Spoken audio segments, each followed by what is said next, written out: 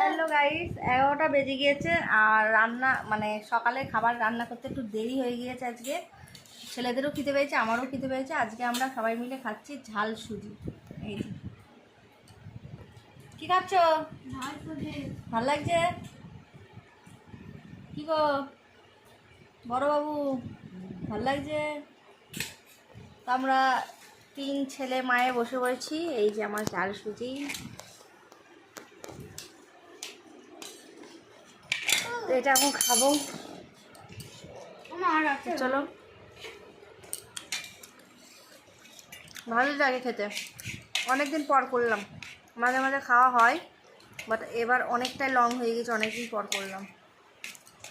আর সব রকম সবজি টবজি দিয়ে খেলে বেশি ভালো লাগে, কিন্তু আমি আমার ছেলেদের জন্য দিতে পারি না।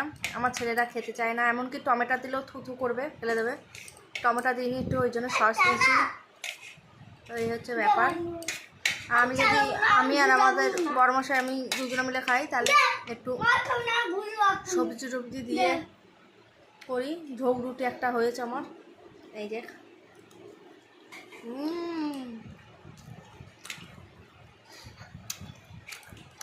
হেভি হয়েছে। চলো খেয়ে নি, তোমরাও খেয়ে নাও।